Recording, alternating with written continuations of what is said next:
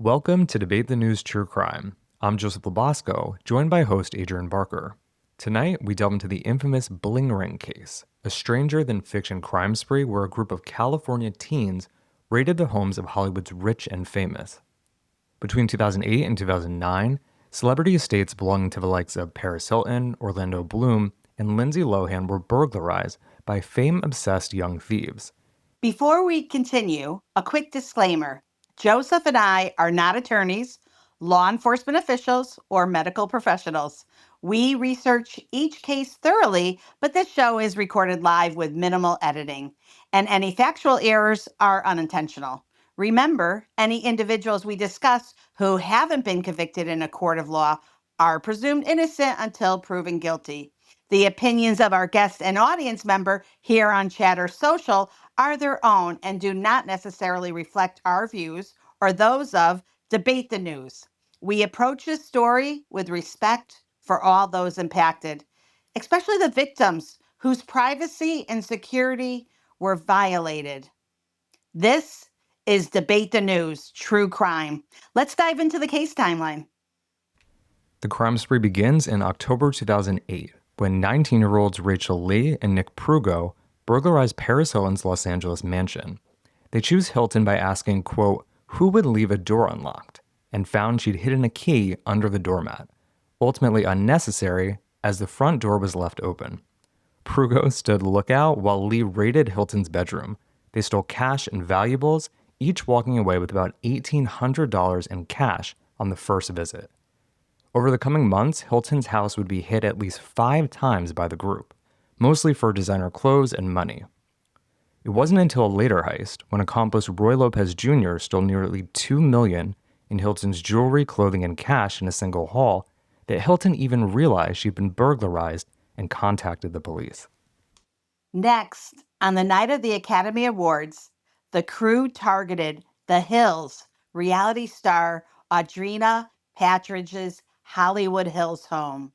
They entered through an unlocked door and they stole items including jewelry, passport, laptop, and custom fitted jeans worth an estimated $43,000. Security cameras captured Lee and Prugo on tape. Patridge released the surveillance footage online, hoping to identify the thieves. But undeterred, the group continued their burglaries even after the video circulated. The home of the OC actress Rachel Bilson was hit repeatedly in the spring of 2009, between 3 and 6 separate times. The burglars stole between $130,000 and $300,000 worth of designer clothes, accessories, and jewelry from Bilson's house.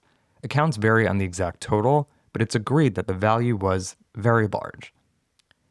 Lee was so calm during one break-in that she even used Bilson's bathroom, illustrating the group's growing boldness. They stole so many items from Bilson that they later sold off dozens of her designer persons at the Venice Beach boardwalk for about $50 each. The crew's biggest Hollywood heist was at the home of actor Orlando Bloom, who was at that time dating model Miranda Kerr.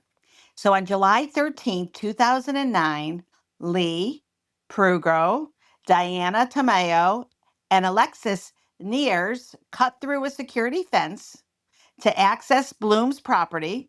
Then they spent hours in the house. They were stuffing bags with high fashion couture, artwork, Orlando's collection of vintage Rolex watches, and luggage. Nearly $500,000 in property. Neers later denied knowing they were going to burglarize the home. Around this time, the group also targeted other celebrities. They broke into the home of actor Brian Austin Green and actress Megan Fox, stealing Green's handgun, which would later link the crimes to accomplice Johnny Ajar. There's evidence the crew had also set their sights on stars like Ashley Tisdale, Hilary Duff, Miley Cyrus, Zac Efron, and Vanessa Hudgens by tracking their schedules online, though those homes were not burglarized before the group's arrest. The final Bling Ring burglary came on August 23, 2009, when Lee, who had briefly moved to Las Vegas, felt compelled to return home to LA for what she considered the ultimate prize, a break-in at Lindsay Lohan's residence. That night, Lee Prugo and Tamayo stole roughly $130,000 in clothing and jewelry from Lohan's Hollywood Hills home. By then, the celebrity break-ins had made headlines, and Prugo was anxious that footage of them at Lohan's house would wind up being their downfall. And it turns out he was right. This high-profile theft set the stage for their inevitable capture. In the wake of the Lohan burglary, an anonymous tipster called the police and implicated Nick Prugo and Rachel Lee as suspects. Security footage from Lohan's home clearly showed Prugo's face, giving investigators hard evidence. And detectives used social media to confirm Prugo and Lee were friends, which, combined with the tips and videos, it provided enough cause to move this case going on. On September 17, 2009, police arrested 18-year-old Nick Prugo, making him the first Bling Ring member taken into custody. Prugo initially denied involvement, but soon cracked under guilt and anxiety. He couldn't eat or sleep and even began losing his hair due to the stress. Without negotiating any plea deal up front, Prugo confessed and detailed the full series of burglaries, even telling police about crimes they hadn't yet connected to the Bling Ring. 2 weeks after Prugo's confession, investigators secured search warrants for the rest of the crew. And in a coordinated operation on October 22nd, 2009, police arrested Rachel Lee, Alexis Neers, Diana Tamayo, Courtney Ames, and Roy Lopez Jr. for their roles in the burglaries. Lee was caught at her father's Las Vegas home, and she appeared like unfazed at first, asking hypothetically how cooperating might help her situation. However, when officers recovered incriminating items, including a coat belonging to Lohan and racy photos of Hilton, Lee allegedly became hysterical, pretending to be sick at the sight of the evidence. In total, police recovered large stashes of stolen designer goods, plus marijuana, and over $20,000 in cash from Lee's belonging. Roy Lopez Jr., who had fenced Hilton's jewelry, he was found with a trove of stolen items as well. A seventh suspect, 27-year-old Jonathan Ajar, a club promoter and ex-con, who the teams nicknamed Johnny Dangerous, initially escaped the October raids. Ajar was believed to be the crew's link to the criminal underworld, responsible for selling off much of the stolen property. Within days, police tracked him down. A raid on Ajar's apartment yielded several firearms, a stash of narcotics, and even bulletproof vests. This led to additional weapons and drug charges against him on top of the burglary-related charges. By the end of 2009, all members of the Bling Ring were in custody and facing a litany of felony charges. In late October 2009, Los Angeles prosecutors formally charged many of the suspects. Alexa Neers, she's 18, Diana Tamayo, 19, Courtney Ames, 18, and Roy Lopez Jr., 27, were each charged with residential burglary, among other counts. Neers had been dramatically arrested early while filming a plot for an reality show about her family. And Rachel Lee, who's 19, was arrested but initially charged only with the possession of stolen property, and her bail was set at just like $3,000 until further evidence tied her to specific burglaries. Nick Prugo, at 18, he cooperated with the police, but ultimately he was charged with 7 counts of residential burglary, 1 for each known incident. And Ajar faced a slew of separate drug and weapon charges in addition to receiving stolen property. Some of Orlando Bloom's Rolex watches were actually found with him. All the defendants initially pleaded not guilty to the charges in court. On November 16, 2009, Alexis Nyers appeared in Los Angeles County Superior Court for arraignment. Cameras from her reality show Pretty Wild followed her into court, capturing her outfit, a tweed miniskirt and 6-inch Louboutin heels, which became infamous after a Vanity Fair article described it. Neers later left a now famous voicemail rant disputing that she wore those designer heels, Another clip that went viral in the true crime pop culture world. The arraignments of the others followed, and all suspects were bound over for trial. In early 2010, facing substantial evidence, including the surveillance videos and Prugo's testimony, most of the Bling Ring members opted to negotiate plea deals.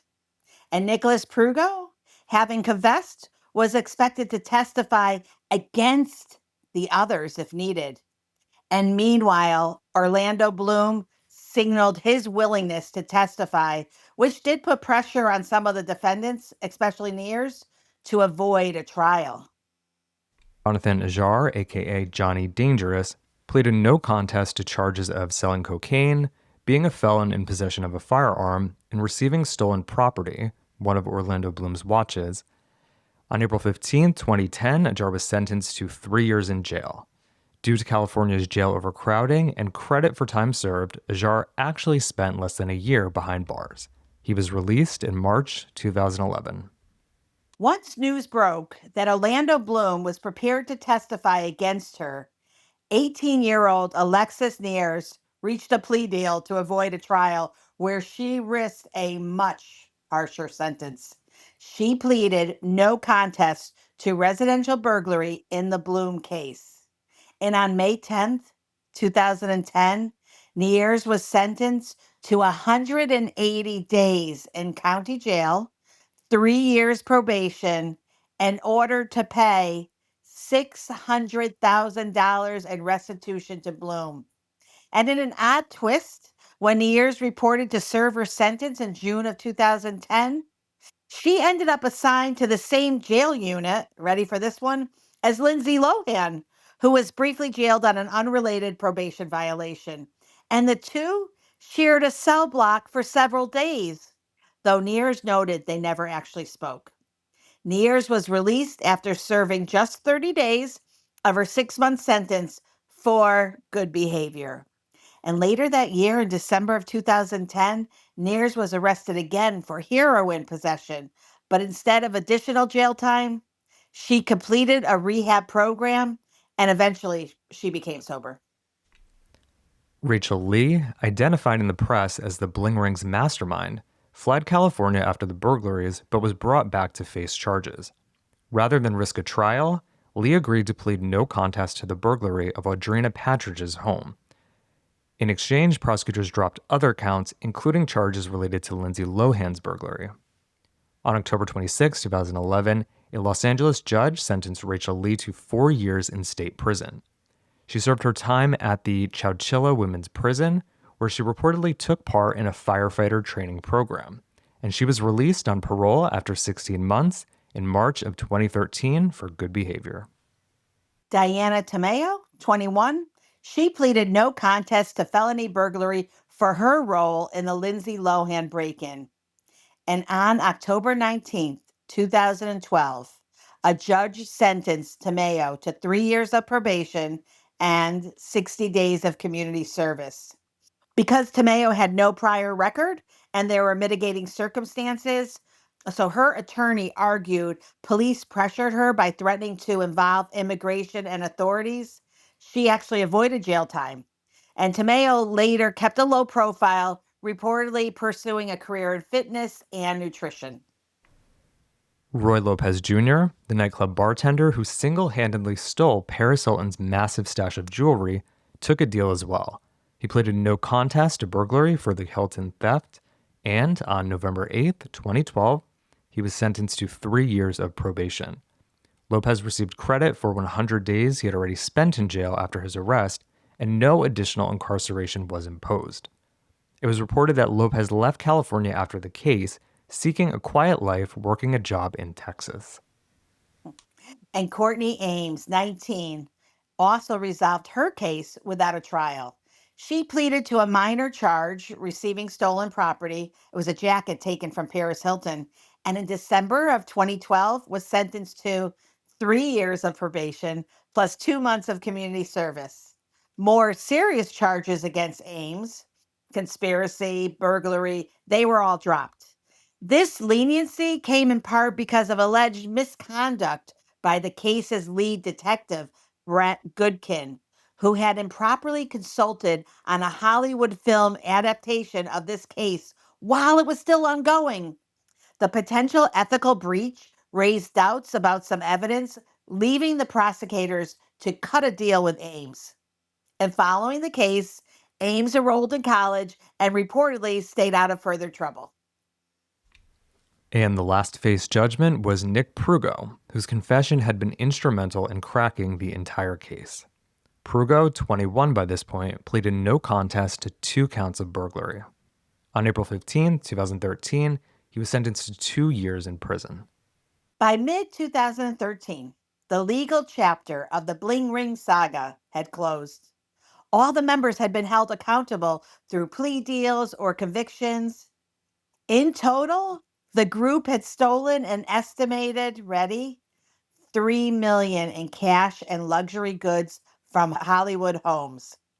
And their celebrity targeted crime spree and the ensuing courtroom drama, it captivated the public and the media, spawning multiple articles, a very hit Vanity Fair feature, a reality TV subplot, and eventually a film adaptation and also some documentaries.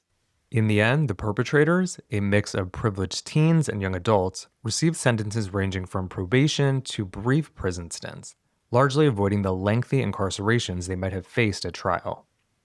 The Bling Ring's legacy stands as a cautious tale of celebrity obsession, teenage entitlement, and the perils of fleeting fame obtained at any cost. Every major player in the scheme, from ringleader Rachel Lee to recruit Alexis Nyers, ultimately answered for the bizarre string of burglaries that rocked Hollywood's elite. Their story continues to fascinate, serving as a subject of books, documentaries, and endless true crime discussion. A modern crime caper, equal parts absurd and illuminating. Let's open this up for debate and discussion. And if you're just joining us, we are live on Chatter Social, and we encourage you to download it on your phone for Android and Apple and come in and be part of the conversation. Wow, Joseph, can you imagine if I called you up and said, "Hey, Joseph, what are you doing tonight?" And you said, "Not much." And I said, "Let's just head over to Paris Hilton's house. I bet you she keeps it open." What actually drove these teens to commit these audacious crimes, Joseph? Exactly, Adrian. Yeah, I mean, that would be a totally normal thing to just do, right? I mean, everyone does that. So, what do I think actually drove these teens to commit audacious crimes? Honestly, I don't know. I know a lot of teens and young people make stupid decisions, but to be so calculated as to do exactly what you just said, call up a friend and say, let's go break into someone's house and steal things, I don't know. Something else is going on there. I don't think that's just normal teenage behavior. I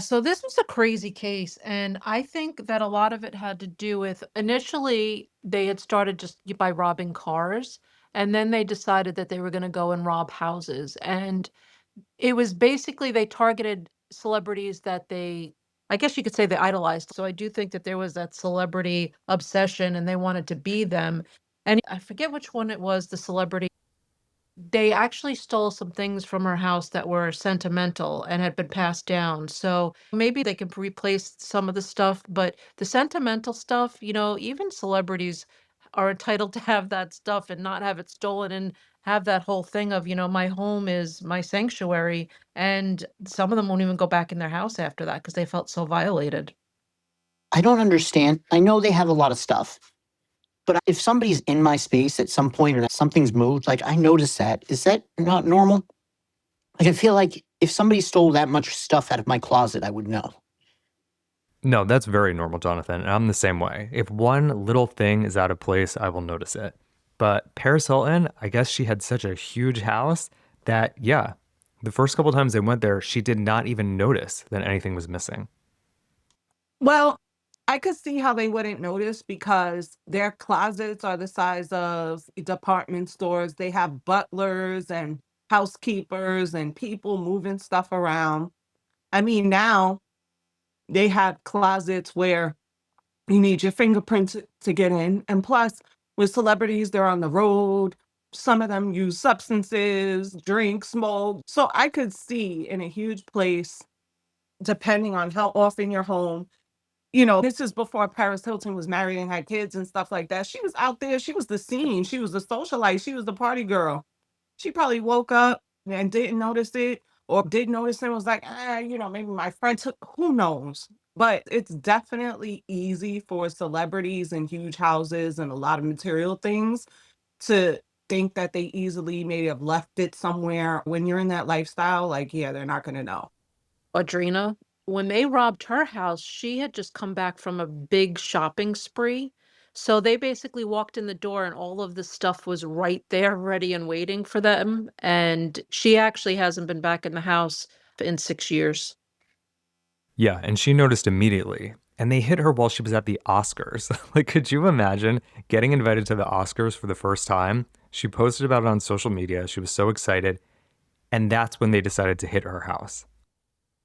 Well, yeah, because Nick, he would actually like study their social media. And then in the one documentary gave the plans of, watch their social media, look at a map, and they planned that all out. It's just absolutely nuts. It is. And I think this was the big case that really changed the way celebrities operated on social media. Once it was revealed the tactics they were using, I think this is when you started to see people like the Kardashians only posting hours after they left somewhere. This really spooked a lot of famous people and woke them up to the fact that the more you post online, the more potential information people can use to, commit a crime like this. It's scary. You know what's crazy too is that they literally Googled celebrity addresses and then they checked with good old TMZ to see, hey, who's in town? And then boom, thank you for leaving the door open for me. What is up with that?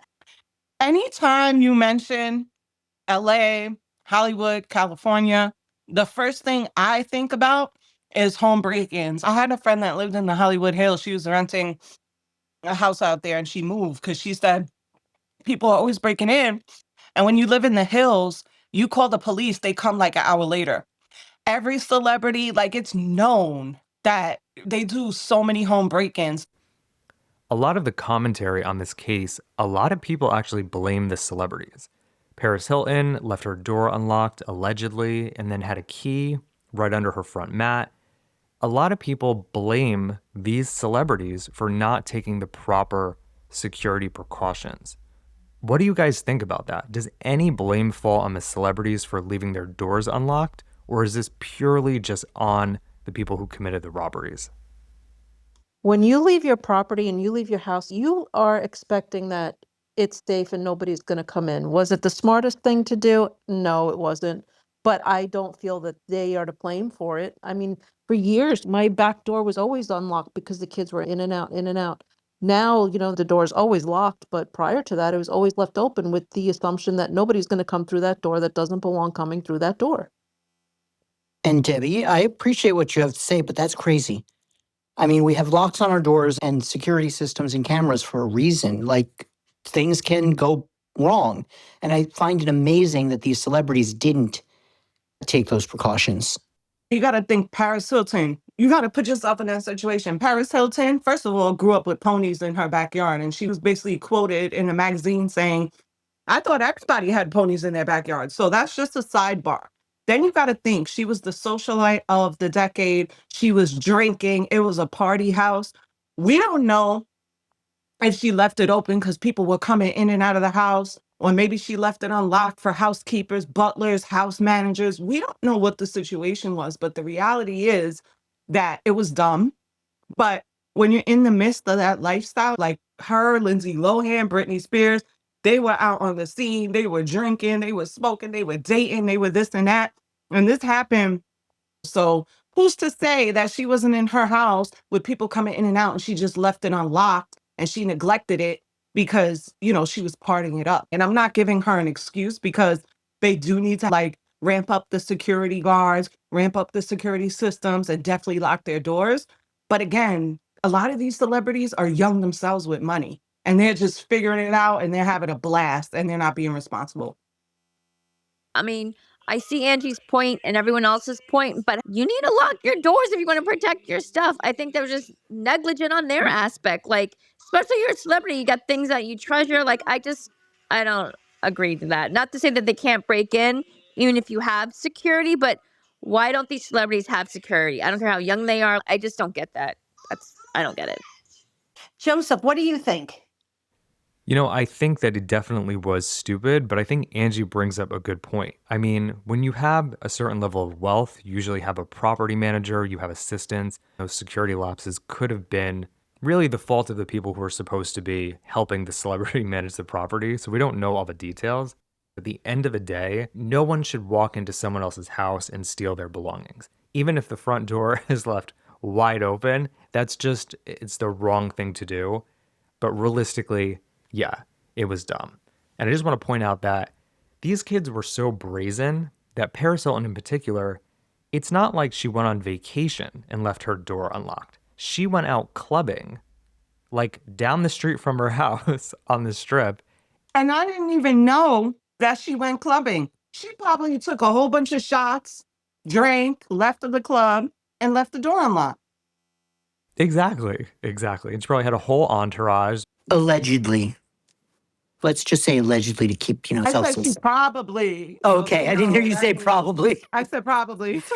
So you got to put yourself in that predicament. Like how could it have happened? She unlocked the door. This is the profile of Paris Hilton. This is what she was into. Like, I'm just putting the scene together in my mind to come up with a story. That's part of my, I'm a fake private detective over here. So I'm just mapping it all out in my mind, how it could have went in the different scenarios, but it's all alleged. Exactly, Angie. And this was during that iconic time period where you see Britney Spears and Paris Hilton and Lindsay Lohan stumbling out of the bars together. You had the Hills filming at all those hot spots. And I mean, it was what a time to be alive. I mean, it was just ridiculous how nuts celebrity culture in LA was during this time period. Is celebrity culture now tamer, or do we just not see it? I think now a lot of people get their celebrity media from social media. So instead of the paparazzis chasing the celebrities around, now they put out their own curated content. So I think that era of TMZ chasing people down outside of clubs, it still exists, but it's not as prevalent as it was. So we're not catching those authentic, ridiculous celebrity moments as often. It's crazy, like the paparazzi trailing the teen defendants. In a weird way, they did receive the fame. There was a reality TV show. Their story got turned into a featured film. These kids were so thirsty to be rich and famous, and by committing these burglaries, they didn't get rich, but they did get famous. Do we as a society and the media, and even us doing this podcast, are we rewarding those fame-hungry criminals by even covering and talking about this story? I would say yes to a point because, we mentioned their names. So, yeah, we're keeping their names alive. And for those that are the fame hungry criminals out there, they love negative attention too. That's a prize. But it's not the coverage that rewards them, okay? It's the tone of the coverage. We cover it and explain the clear consequences, who the real victims are. We talk about the emotional and legal fallout. And we talk about how delusion, entitlement, celebrity culture can actually fuel these really terrible choices. So I believe that Debate the News True Crime in this story, we're not giving them fame at all, Joseph. What we are doing is we're giving our audience clarity. I believe we're turning these mistakes into lessons, but we're not turning them into legends. Many of the perpetrators become celebrities because of the acts of crime they commit. If you think about the Menendez brothers, Gypsy Rose, yeah, she's a big one, Gypsy Rose, right? If you think about Luigi Mangione, like there are so many of these people, they become celebrities in their own right. It's really kind of a twist on celebrity and true crime. Really interesting, actually. The reality show, it was Alexis, her sister, her mother, and one of her friends. And that had actually started filming prior to her being arrested. And they actually had to reenact the scene of when the police showed up at the door to arrest her. because they went through that in the documentary as well. So the reality show had started prior to her being arrested, and then they kind of followed her along after. And they were filming the movie for the Bling Ring, and one of the police officers was playing himself. And because of that, by him acting in the movie, it compromised the case. So I thought that that was kind of interesting because he was basically seeking out his own fame from it. Exactly, Debbie. And there's so many layers to this. Yeah, like you mentioned, Pretty Wild was the reality show that Alexis Nyers was filming with her family.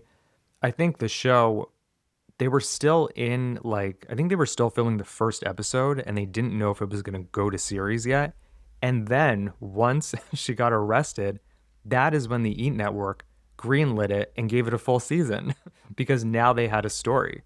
And then, like you mentioned, there was the detective in this Bling Ring investigation was being paid as a consultant on the Sofia Coppola film about this crime, and he was not allowed to do that. The case was not closed. And as a result, according to other people in the department, they actually wound up cutting all of these kids much more lenient deals than they ever would have because of that officer's conduct.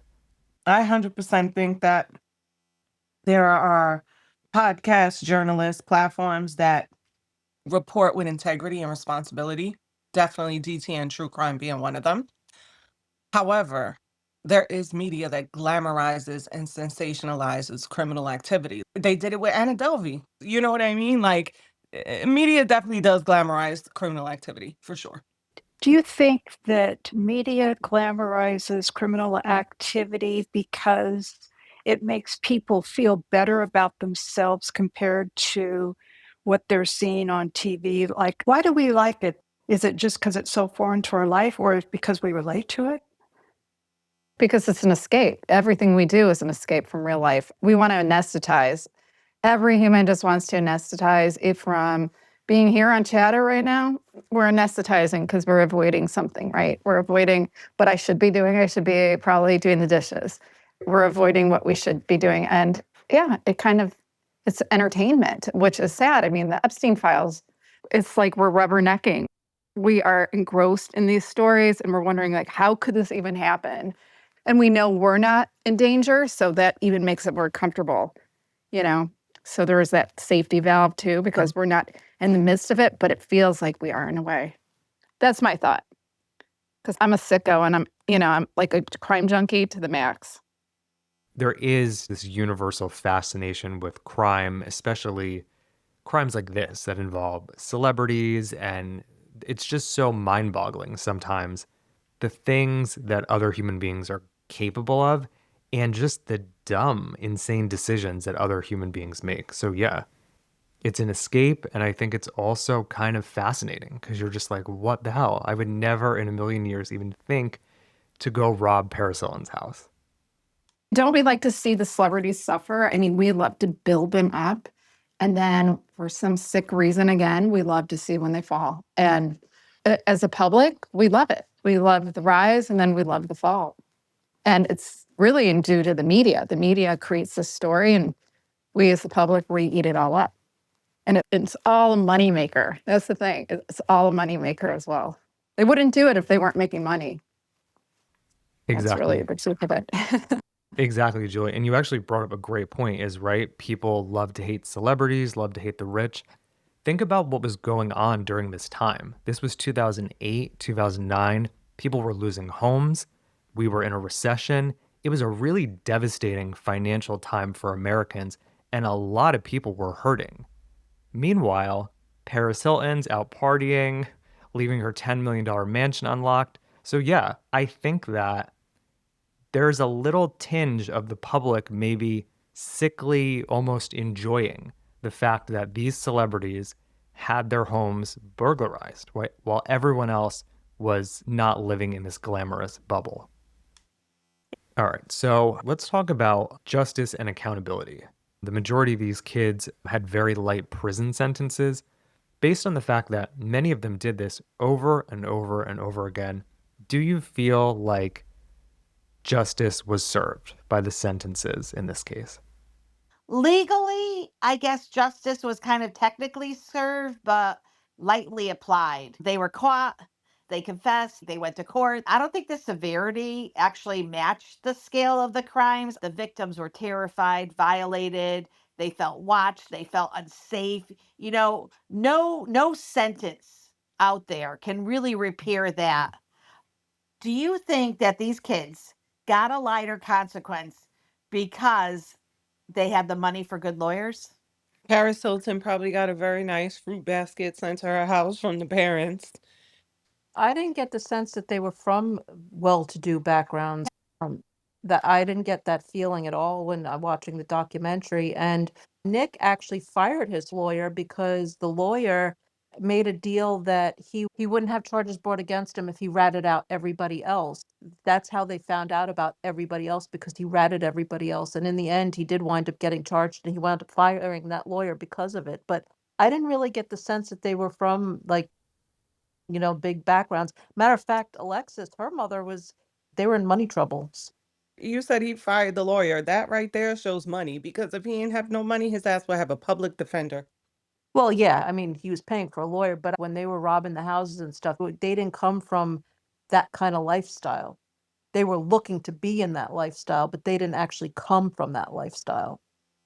It was a mix. So, like Alexis Nyers, no, they were not wealthy at all. I think the family was like living in motels, like up until when they did that reality show. I believe that home was actually rented by production. I think I read that somewhere.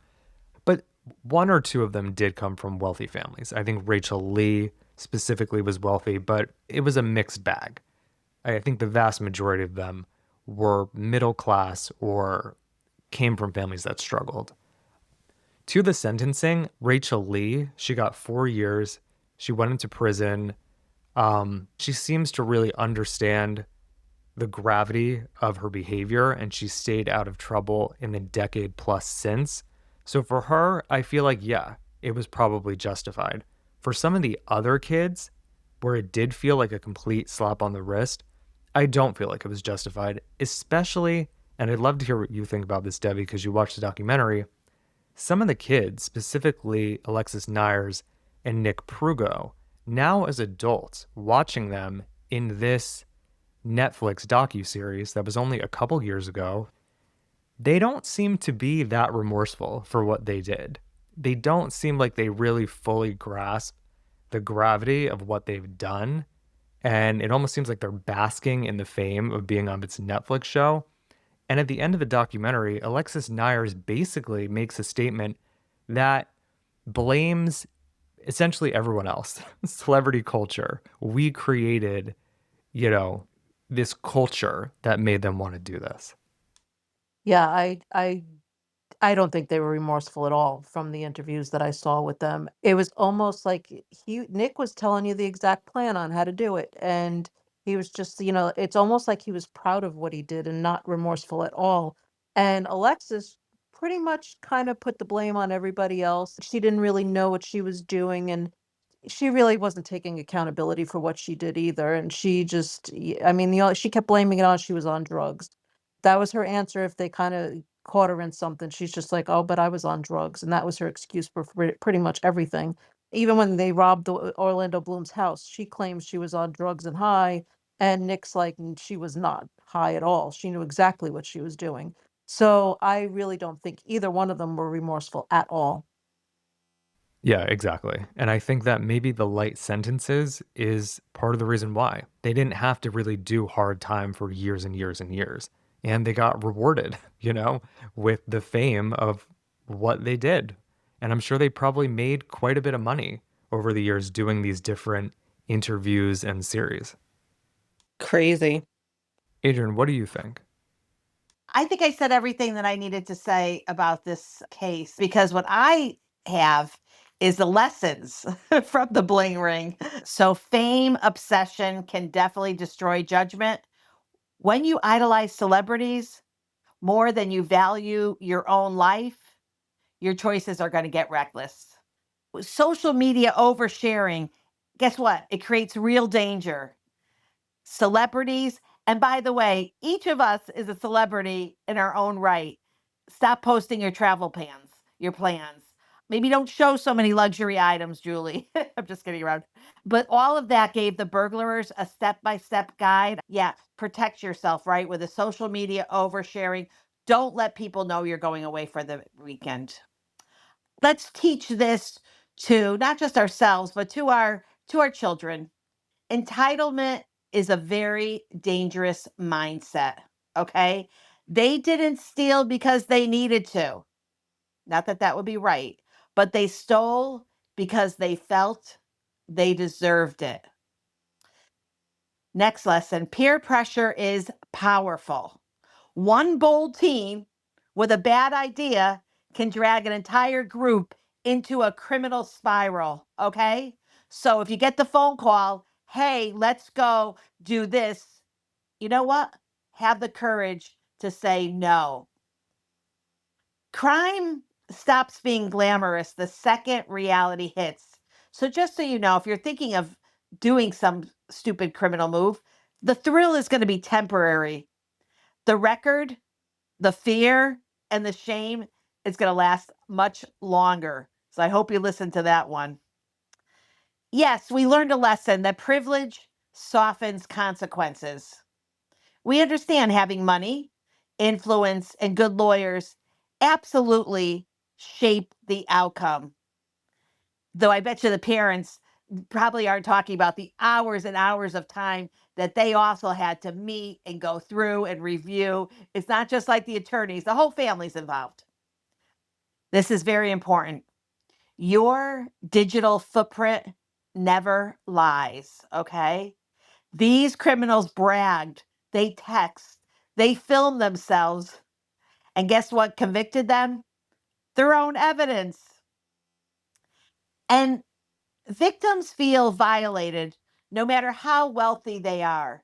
So don't think for 1 minute, oh, she has so much money. Oh, she's a Hilton from the Hilton family. Oh, it's okay. No, victims feel violated no matter how wealthy they are.